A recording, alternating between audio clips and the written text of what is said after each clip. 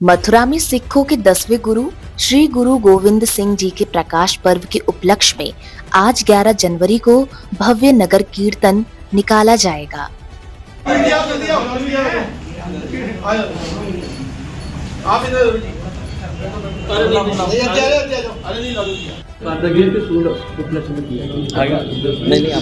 वाहिगुरु जी का खालसा वाहिगुरु जी की फतेह। बोले सो निहाल सत श्री अकाल।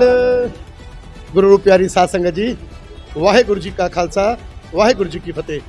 ये जो प्रोग्राम है हमारे दशमें पिता गुरु गोविंद सिंह महाराज जी के प्रकाश पर्व के उपलक्ष्य में, जो हर साल की बात इस साल भी मना रहे हैं, बड़े खुशियों से मना रहे हैं। इस साल थोड़ा उत्साह का जो वर्जन है वो ये है कि इस बार पहली बार संत महापुरुष बाबा प्रीतम सिंह जी आगरा गुरु के ताल वाले, जो उन्होंने आने की हामी भरी, वो हमारे साथ चलेंगे। मथुरा अपने राजधानी गुरुद्वारे से होते हुए ये प्रोग्राम गुरुद्वारे मसानी तक उनके पूरा जत्था, जिसमें उनका गतका पार्टी वाले, ढोल नगाड़े वाले, उसका कीर्तन जत्था, साथ में गतका पार्टी वाले और उनका स्वयं अपनी गाड़ी, वो पूरे का पूरा हमारा उत्साह बढ़ाने के लिए सारे पंच प्यारे भी साथ, उन्हीं का पूरा प्रोग्राम जो इस बार जो उनकी अगुवाई में ही हम लोग मथुरा में इस बार कीर्तन जो निकाल रहे हैं, उनकी अगुवाई में ही है। ये मथुरा की पूरी साध संगत है, मेरा सहयोग है, जो आप मेरे साथ मेरे भाई लोग खड़े देख रहे हैं। ये हम पूरी कमेटी की तरफ से, हमारी पूरी प्रबंधक कमेटी है। इसमें कृष्णनगर गुरुद्वारा है, गुरुद्वारा अपना राधानगर है, संत पुराना जी कुटिया है, गुरुद्वारा कृष्णनगर है, होली गेट गुरुद्वारा है, धोलीप्याव गुरुद्वारा है, गुरुद्वारा केशवपुरा है। ये सारे ही सब पूरी मथुरा की साध संगत, सारे गुरुद्वारे वाले मिलकर ये सब ने प्रोग्राम का ये आयोजन किया है। आते हैं लोग जी। गुरुद्वारा गुरु का ताल बाबा प्रीतम सिंह जी, वो अपनी पूरी टोली, पूरी फौज के साथ वो कल के प्रोग्राम में शामिल होंगे और गतका पार्टी के साथ बाबा जी की सवारी होगी। पांच प्यारों की अगुवाई के हेठ श्री गुरु ग्रंथ साहिब जी महाराज जी की छत्र छाया में ये सारा नगर कीर्तन निकाला जाएगा। उसके बाद गुरु का अटूट लंगर गुरुद्वारा गुरु नानक बीसी में समाप्ति के बाद बरताया जाएगा।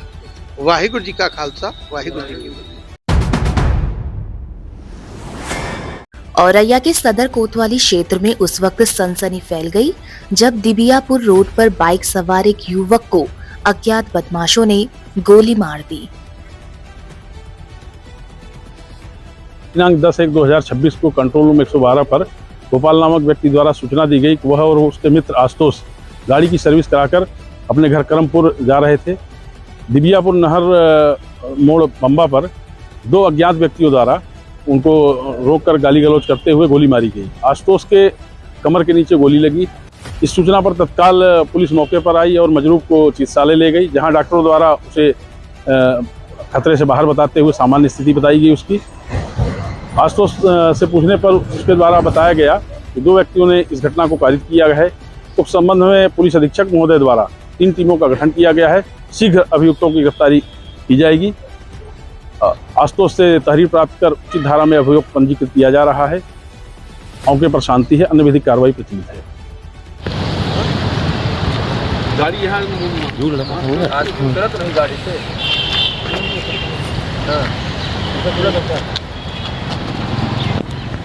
तुम्हारा इधर से आए हो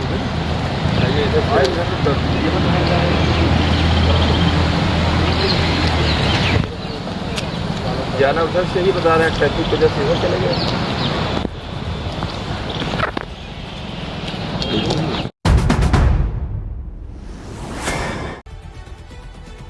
इंदौर के भागीरथपुर में दूषित पानी से फैली बीमारी को लेकर कैबिनेट मंत्री कैलाश विजयवर्गीय और प्रशासन की हाई लेवल बैठक हुई।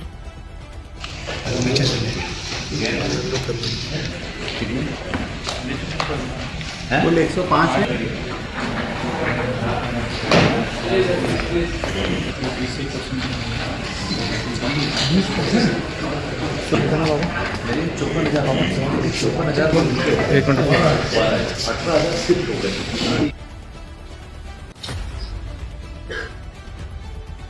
एक नवीन बोरिंग के बारे में हमें विचार करना पड़ेगा, क्योंकि नवीन बोरिंग अब हमें बंद करना पड़ेगा, क्योंकि नया बोरिंग में ही सबसे ज़्यादा समस्या है पानी की पीने की। और इसलिए अब कलेक्टर से हमने कहा है कि अब नवीन बोरिंग परमिशन बिल्कुल भी नहीं है। ये हमने विशेष आग्रह किया है। अमृत योजना हमारी बहुत ही महत्वपूर्ण योजना है। उसके जो आवश्यक कार्य है उसको तत्काल करके अमृत योजना को जल्दी लागू हो, इस दिशा में नगर निगम तेजी से काम करे। बस इन्हीं बिंदुओं पर चर्चा हुई है। कोई एक आध प्रश्न किसी को लेना हो तो ले सकता है। मेरी बात का जो काम सर एक ही क्षेत्र में चल रहा है, तो उसको पूरे शहर में चलाने की आवश्यकता नहीं लगी है, क्योंकि अभी एक क्षेत्र में इस तरह की दिक्कतें आई हैं और कहीं शायद आपने मेरी बात को पूरी तरह नहीं सुना। पूरे शहर की मैंने बात की है, 105 टंकियों की बात की है और उसका हम प्रोटोकॉल निर्धारित करेंगे।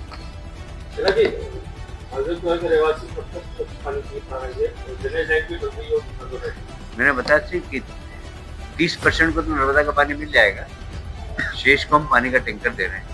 तो लगभग 1.5 महीना लगेगा पूरी पाइपलाइन डालने में। पाइपलाइन डल जाएगी तत्काल, क्योंकि हमने सारी स्वीकृति प्रदान कर दी है, फंड भी है उनके पास, काम में बिल्कुल रुकावट नहीं आएगी। 1.5 महीने में सारी ड्रेनेज की और नर्मदा की पाइपलाइन डल जाएगी और उसके बाद नर्मदा का सीधा पानी स्वच्छ रूप में मिलेगा। धन्यवाद।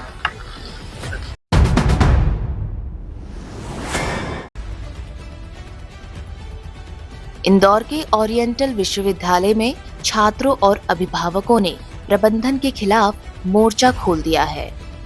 नशा भी है, बहुत सारी जो समस्या, और सबसे अहम पीने के पानी की जो समस्या, उसमें भी कीड़े पाए गए जो वीडियो में। हमारे पास वीडियो छोटी छोटी, मतलब ये नहीं है, हाँ, बड़ी समस्या भी। तो उसको लेकर आप कॉलेज क्या कर रहे हैं? मैं बताता हूँ आपको।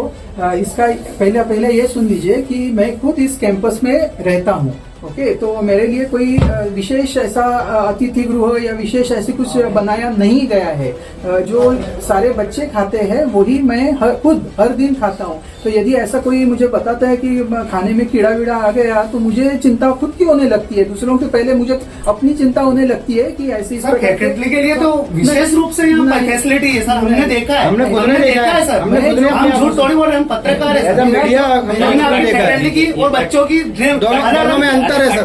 तो इनकी जो सर अपने गांजा अंदर आ रहा है, गांजा आपके आके रस्टिकेट है बच्चे, इनके मेरे पास है सब नोटिस। बच्चे गांजा कैसे लेके आ रहे हैं सर? पुलिस प्रशासन कौन सप्लाई कर रहे हैं सर? वो भी। और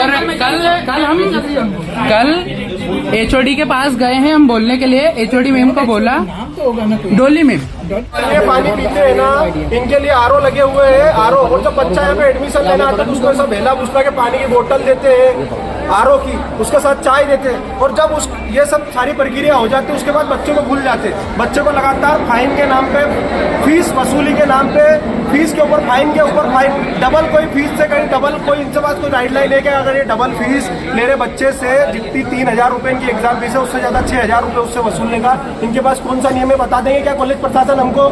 क्या दूसरी यूनिवर्सिटी से यहाँ अंतर है? अंतर है ना, बिल्कुल। हमने उनको प्रूफ दिए। जहाँ 1600 रुपए फीस है, पास की यूनिवर्सिटी है रेनेसा यूनिवर्सिटी, उसमें 1600 रुपए है, और यहाँ पे 6,000 रुपए, 4800 रुपए एग्जाम फीस है। इनके पास कौन सा अप्रूवल है बताइए? और ये पेनल्टी के नाम पे इतना पेनल्टी और बच्चों को इतना परेशान किया जाता है। और अभी और बच्चों को बिना इन्फॉर्म करे फाइन पे फाइन ठोके जा रहे हैं। किस चीज का फाइन होता है? यहाँ पानी पे बिल्कुल मिला है, वो भी आपको मेरे प्रूफ के साथ। यहाँ पे बाथरूमों के अंदर जो अगर कोई फ्रेश होने जाएगा तो वहाँ पे गेट ही नहीं लगा, तो कैसे, अगर जाएगा तो कैसे जाएगा? और वहाँ पे करंट पूरी तरीके से फैला हुआ है, बहुत टूटे हुए पड़े हैं। अगर किसी बच्चे का हाथ लग गया, किसी की हत्या होगी तो कौन ये जिम्मेदार है? क्या कॉलेज वाले? अगर किसी की मृत्यु हो गई तो जिम्मेदार है क्या कॉलेज प्रशासन? उसका जिम्मेदारी लेके ऊपर पूरी जर्जर बिल्डिंग हो रही है, वहाँ से फर्शियाँ गिर रही है। अगर किसी बच्चे वहाँ से गुजरते किसी के ऊपर गिर गई, कल से कुछ हादसा हो गया तो उसका जिम्मेदार कौन है? अभी आपने कॉलेज प्रशासन से बात की है, क्या जवाब दिया? कॉलेज प्रशासन बोल रहा है बैठ के बात करते। हमने बोला कोई बैठ के बात नहीं होगी, जो भी होगी आपने सामने बात होगी और सभी बच्चों के सामने बात होगी, और अकेले में कोई बात नहीं करूँगा मैं। सब बच्चे यहाँ, और बच्चों के लिए लड़ाई लड़ना पड़ेगी तो हम यहाँ 10 दिन का, महीना भर का, जितने दिन बैठेंगे, जब तक समस्या का समाधान नहीं होगा जब तक हम नहीं बैठेंगे। भारत माता की जय, भारत माता की जय। मेरा नाम शाहरुख पटेल है, छात्र शक्ति। मैं छात्रों के लिए पूरा लड़ता हूँ, और मैं मतलब जहाँ तक भी, जब तक जीऊंगा जब तक छात्रों के साथ खड़े रहूंगा और छात्रों की समस्याओं का समाधान करते रहूंगा। और जो ये शिक्षा को व्यवसाय बनाने में लगे हुए ना, उन लोगों के खिलाफ लड़ता रहूंगा, मरते दम तक लड़ता रहूंगा। बताइए क्या नाम है प्रोफेसर का?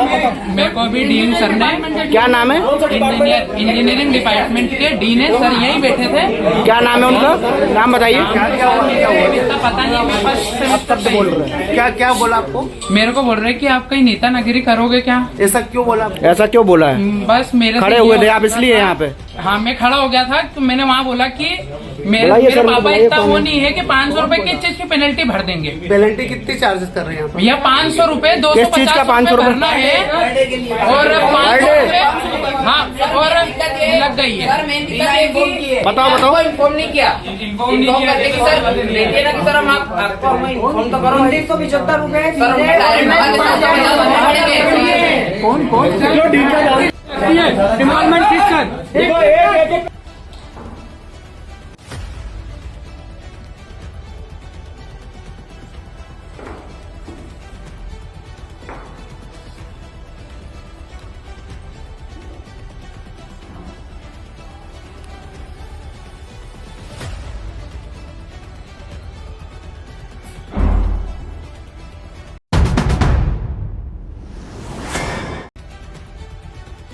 आगरा पुलिस ने 100 करोड़ रुपए की ऑनलाइन ठगी करने वाले एक बड़े अंतरराज्यीय गिरोह का पर्दाफाश किया है। सर, बड़े साइबर ठग गैंग का खुलासा हुआ है, मास्टरमाइंड पकड़े गए हैं, क्या कुछ जानकारी? देखिए, थाना साइबर क्राइम आगरा में एक मुकदमा पंजीकृत किया गया था, जिसमें आगरा के ही काफी लोगों ने शिकायत की थी कि फर्जी वेबसाइट बनाकर और क्रिप्टो करेंसी में इन्वेस्टमेंट के नाम से उनसे काफी पैसा लिया गया था और पैसा मांगने पे जब उन्हें कोई जवाब नहीं मिला तो उनके द्वारा शिकायत की गई थी। उसी जांच के क्रम में आज उनके जो 2 मुख्य अभियुक्त हैं उन्हें गिरफ्तार किया गया है, जिनका नाम विनय और विनोद। जो विनोद हैं, इनके खिलाफ बागपत जिले में भी कई सारे मुकदमे पंजीकृत हैं और पूछताछ में इन्होंने बताया है कि इनके द्वारा देश के अलग अलग राज्यों में सेमिनार की जाती थी। वह भोले भाले लोगों को क्रिप्टो करेंसी में इन्वेस्टमेंट के नाम पे उनसे फीस वसूली जाती थी और उसके बाद जब मोटी रकम ये लोग हड़प लेते थे तब वहाँ से शिफ्ट होकर एक नए शहर में नए लोगों को टारगेट करते थे। इसमें एक व्यक्ति को पहले ही माननीय न्यायालय के सामने प्रस्तुत कर जेल भेजा गया है। आज ये 2 मुख्य आरोपी पकड़े गए हैं।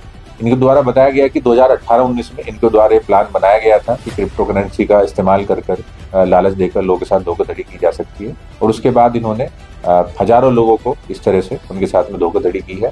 जो पैसा इन्होंने अर्जित किया था उसका इन्होंने अलग अलग जगह पर इन्वेस्टमेंट किया अपने फायदे के लिए और विदेशों में भी इनके द्वारा इन्वेस्टमेंट की चीजें सामने हैं। देखिए, अभी तक पूछताछ में इनके द्वारा हिमाचल प्रदेश, हरियाणा, उत्तराखंड, उत्तर प्रदेश और दिल्ली में इस तरह की सेमिनार कर लोगों को धोखाधड़ी करने की बात स्वीकार की गई है। बाकी और भी जगह की जानकारी के लिए इनकी जो डिजिटल डेटा इनके फोन लैपटॉप से है वो FSL की मदद से उसे भी डेटा रिकवर कर उस पर दिखाया।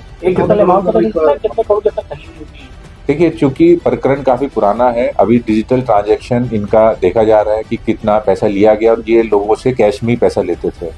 50 करोड़ के आसपास के पैसे लेने की और जमा करने की बात इन लोगों के द्वारा स्वीकार की गई है, बट जो पीड़ित हमें मिले हैं उनके द्वारा जो चीजें बताई गई है तो उससे ऐसा प्रतीत होता है कि जो धोखाधड़ी की रकम थी वो इससे कहीं गुना ज्यादा थी। सर, इन लोगों ने कई लोगों को मुनाफा भी थोड़े टाइम तक दिया जिससे वो और लोगों को अट्रैक्ट कर सके, क्या ऐसे और लोगों के भी इसमें नाम शामिल? देखिए, इनके द्वारा बताया गया है कि ये एक तरीके से पिरामिड स्कीम के तरह इसे ऑपरेट करते थे। एक शहर में जाके कुछ लोगों को जो डिजिटल मार्केट से जुड़े हुए हैं उन्हें अपने साथ जोड़ते थे और उन्हें बाकी लोगों को जोड़ने के लिए भी कहते थे।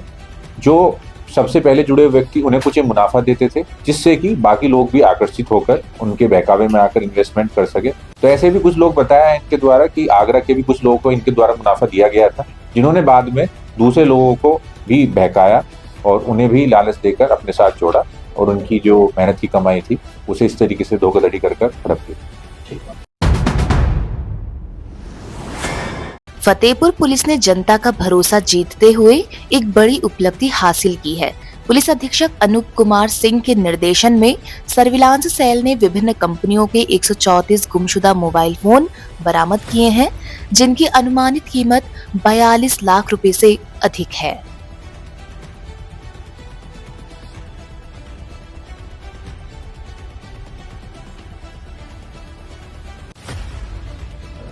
आज दिनांक 10/1/2026 को पुलिस अधीक्षक महोदय के कुशल निर्देशन में थाना पुलिस तथा सर्विलांस टीम के संयुक्त प्रयासों के द्वारा जनता के 134 मोबाइलों को बरामद किया गया, जिनकी कुल कीमत 42,18,098 रुपये है तथा बरामद कर इनको संयुक्त रूप से जनता को आज उनके मोबाइल स्वामियों को प्रदान किए गए हैं।